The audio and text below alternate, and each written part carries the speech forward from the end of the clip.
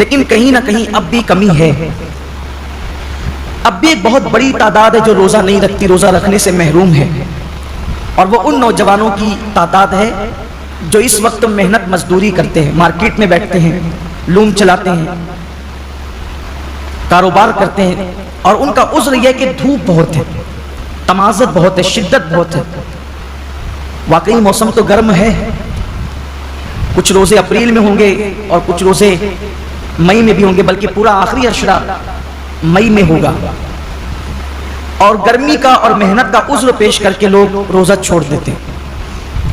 پہلی بات تو یہ ہے کہ موسم کا عذر یا محنت کا عذر پیش کر کے روزہ چھوڑنے کی اجازت نہیں ہو سکتی، بلکہ اگر محنت مزدوری کی وجہ سے آپ روزہ چھوڑتے ہیں تو اسلام کا حکم یہ جو احکام شرع ہے وہ بتا رہا ہوں آپ کو، کہ ایک طرف روزہ چھوٹتا ہے کام دھام کی وجہ سے، آپ اپنے اندر طاقت نہیں پاتے کہ محنت بھی کریں اور روزہ بھی رکھیں، تو روزہ نہیں چھوڑ سکتے. آپ کو شریعت یہ حکم دیتی ہے کہ آپ اپنی مصروفیات کم کر دیجیے، آپ کام شارٹ کیجئے، لیکن روزہ آپ کو رکھنا ہے.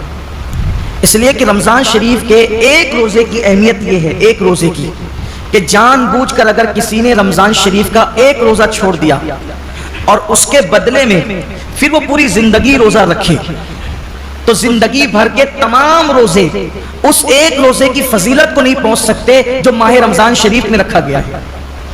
ماہ رمضان شریف کے روزے کا بدل زندگی بھر کے روزے نہیں ہو سکتے. جو فضیلت ان دنوں کی ہے، یہ موسم ہے روزے کا. اور کچھ لوگ چھوٹی موٹی بیماری کا بہانہ لے کر بھی روزہ چھوڑتے ہیں. ہر چھوٹی موٹی بیماری پر روزہ چھوڑنے کی اجازت نہیں ہے، گنہگار ہوں گے، سخت گنہگار ہوں گے. جس نے ایک روزہ رمضان شریف کا چھوڑا پھر اس کو قضا بھی کرنا پڑے گا ایک روزہ، اور توبہ بھی کرنی پڑے گا. یہ بھی عوام میں غلط فہمی ہے کہ جو لوگ سوچتے ہیں کہ رمضان شریف کا ایک روزہ چھوڑ دیا جان بوجھ کر تو 60 روزے رکھنے پڑیں گے. ایسا نہیں ہے، ایک ہی روزہ رکھنا ہے. یہ اصل میں جو بلا وجہ روزہ توڑ دیتے ہیں رکھ کر، 60 روزے ان کے لیے کفارے میں. لیکن جس نے روزہ چھوڑ دیا بہت برا کیا اس نے. ایک ہی روزہ رکھے گا بعد میں قضا، لیکن ساتھ ہی اس کو توبہ بھی کرنی پڑے گی. صرف روزہ قضا کرنے سے معاملہ ختم نہیں ہوگا، سچی توبہ بھی اس کے ساتھ لازم ہوگی. بلکہ جن لوگوں کے روزے کسی وجہ سے، لا علمی کی وجہ سے پہلے چھوٹ گئے، تو وہ عام دنوں میں غیر رمضان میں ان روزوں کی دھیرے دھیرے قضا کر لیں. روزہ نہ رکھنے کا وبال بڑا دردناک ہے. اللہ کے رسول صلی اللہ علیہ وآلہ وسلم فرماتے ہیں کہ میں نے جب شب معراج جہنم کا مشاہدہ کیا تو میں نے دیکھا کہ کچھ لوگوں کے جبڑوں کو آگ کی کینچی سے کاٹا جا رہا ہے. میں نے پوچھا جبریل یہ کون لوگ ہیں؟ عرض کیا یا رسول اللہ صلی اللہ علیہ وآلہ وسلم یہ آپ کی امت کے وہ لوگ ہیں جو ماہ رمضان شریف میں روزے نہیں رکھتے تھے.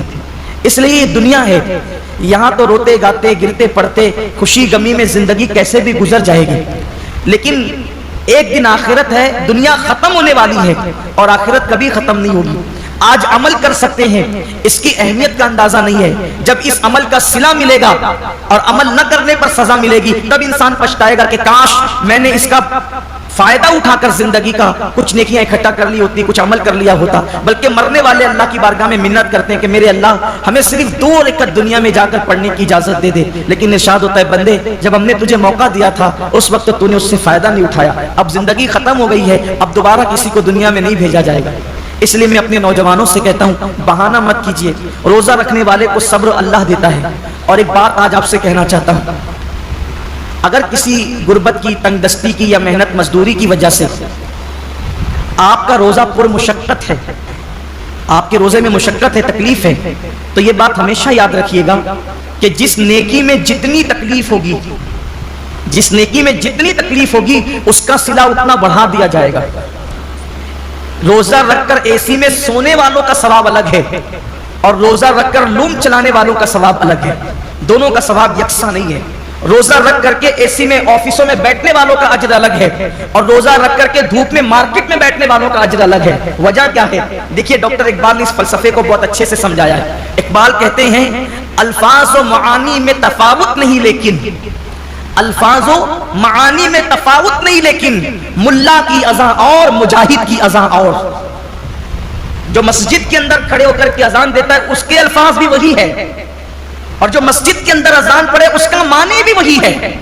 اور جو جہاد کے صحرا میں اذان دے اس کا معنی بھی وہی ہے اور اس کے الفاظ بھی وہی ہے، لیکن جو اذان کا ثواب مسجد میں کھڑے ہونے والے مؤذن کو ملتا ہے وہ مجاہد کو نہیں ملتا، اس لیے کہ دونوں کی اذان میں بڑا فرق ہے۔ مؤذن کی اذان پر چند لوگ مسجد میں آتے ہیں اور مجاہد کی اذان پر پوری قوم کو اللہ کامیابی اور فلاح عطا فرماتا ہے، دونوں میں بڑا فرق ہے۔ اس لیے کہ یہ اذان پنکھوں کے سائے میں ہے، یہ اذان چھت کے سائے میں ہے، یہ اذان راحتوں میں ہے، اور وہ اذان مشقتوں اور تلواروں کے سائے میں، دونوں میں فرق ہے۔ تو اسی طریقے سے اقبال کی فکر سے روشنی لے کر کہہ رہا ہوں، اور حدیث پاک کہ جس نیکی میں جتنی مشقت اور تکلیف ہوگی اس کا صلہ اتنا بڑھا دیا جائے گا۔ تو لوم چلانے والے مزدور کبھی غمگین نہ ہوں کہ کیسے کریں، ہمت سے کام لیجیے، جہنم مت خریدیے، جہنم کی کا عذاب مت خریدیے۔ اگر اللہ نے اللہ کی مرضی کسی کو مزدور بنایا، کسی کو سیٹ بنایا، لیکن آپ کو کام ہمت سے لینا ہے، اللہ اس کا صلہ بہت بڑھا دے گا، اللہ اس کا اجر بہت بڑھا دے گا۔ اور پھر کاش کہ ایسا ہوتا کہ اس سنت کو زندہ کیا جاتا کہ اللہ کے رسول علیہ السلام جب رمضان شریف آتا تھا تو خطبہ دیتے تھے اور فرماتے تھے، لوگوں جو تمہارے مزدور ہیں رمضان شریف میں ان کی مزدوری کچھ کم کر دو، یعنی ان مزدوروں کا کام کچھ کم، ان کو صلہ تو پورا دو، مزدوری پوری دو، لیکن ان کا کام کچھ کم کر دو، جیسے دوپہر میں ان کو سونے کا موقع دے دو۔ اب یہاں تو سیٹھوں کا حال یہ ہے کہ اگر مزدور نماز پڑھنے رمضان شریف میں بھی جائے تو ان کے ماتھے پہ شکن آتا ہے۔ یہ لوگ کہتے ہیں نا کہ حالانکہ سارے سیٹ ایسے نہیں ہیں، کچھ اگر سیٹ لوگ یہاں ہیں تو وہ برا نہیں مانے، مجھے تو لوگوں نے یہاں تک کیا کے بتایا کہ ایک سیٹ صاحب حافظ قرآن ہے، مجھے لوگوں نے نام کے ساتھ بتایا، میں نام نہیں لوں گا کیونکہ میں اللہ کے گھر میں واعظ و نصیحت کرنے کھڑا ہوا، غیبت کرنے کھڑا نہیں ہوا۔ کہا وہ حافظ قرآن ہے، وہ خود نماز میں گئے اور جب مزدور نماز پڑھ کر کے آئے تو انہوں نے کہا کہ اب جا تو نماز ہی پڑھتے رہے، یہاں سے نکل جا۔ یہ صورتحال ہے۔ پھر جس قوم کو کا حال یہ ہو کہ وہ اس قدر گندی سوچ کی حامل ہو جائے کہ وہ اپنے مزدور کو نماز پڑھنے تک جانے نہ دے، پھر ان کے کاروبار تباہ نہیں ہوں گے تو اور کیا ہوں گے؟ ان کے کاروبار کی ملائی دوسرے لوگ نہیں کھائیں گے تو کیا کریں گے؟ کل اور آج کے کاروبار میں کچھ فرق محسوس کرتے ہیں آپ؟ کل کی برکتوں میں اور آج کی برکتوں میں آپ کچھ فرق محسوس کرتے ہیں؟ کل بھی ہمارے باپ داداؤں نے کاروبار سنبھالا اور آج بھی ہماری نئی نسل سنبھالی۔ فرق یہ ہے کہ وہاں جب دین کا معاملہ آتا تھا تو وہ اپنے آپ کو سرنڈر کر دیتے تھے، قدرت نے انہیں برکتوں سے نوازا تھا۔ آج بہت کاروبار بڑھا لیا گیا ہے لیکن پھر بھی ہائے ہائے کیا جا رہا ہے، برکتیں اٹھ گئی ہے۔ وجہ یہ کہ دین سے دوری ہے، مذہب سے دوری، اور انسان جب جب دین سے دور ہوگا تب تک وہ روئے گا، تب تک وہ پچھتائے گا، تب تک ناکامی اس کے گلے کا ہار بنے گی۔ تو آئیے، اللہ رب العزت نے اتنا خوبصورت سا مہینہ ہمیں دیا ہے، اس لیے میری گزارش ہے کہ اس مبارک مہینے میں پہلے تو روزوں کا اہتمام کریں، اور جن کو چھوٹی موٹی بیماریاں ان سے بھی کہتا ہوں بیماری کا بہانہ لے کے، سر درد ہے، بخار آ گیا ہے، کورونا ہو گیا ہے، ان چیزوں کو لے کر کے آپ روزہ نہ چھوڑیں، اس لیے کہ وہ اور بیماریاں ہیں اور اس حد تک بیماری ہے جس کو بہت سیریس میٹر کہتے ہیں، وہاں روزہ چھوڑنے کی اجازت ہے کہ جب آدمی رکھ ہی نہیں سکتا، بیماری بڑھ جانے کا یقین ہو، مر جائے گا، بیماری بڑھ جائے گی، تکلیف بڑھ جائے گی۔ جب کوئی مسلمان پابند شرع، کوئی دین کی سمجھ رکھنے والا ڈاکٹر کہہ دے تو بات الگ ہے، اپنی مرضی سے فتویٰ دینا کہ میں نے روزہ نہیں رکھنا، میں بیمار ہوں، جبکہ اللہ کے رسول علیہ السلام کا فرمان ہے روزہ رکھو صحت مند ہو جاؤ گے۔ روزے سے بیماری نہیں بڑھتی بلکہ روزے سے صحت ملا کرتی۔ جب اللہ کے رسول نے کہہ دیا جو طبیبوں کے طبیب ہے، جو حکیموں کے حکیم ہے، جو صرف جسموں کے حکیم نہیں بلکہ روحانیت کے بھی حکیم و طبیب ہے، تو جب اس رسول نے فرما دیا روزہ رکھو صحت مند ہو جاؤ گے تو پھر صحت ملنا ہی ملنا ہے۔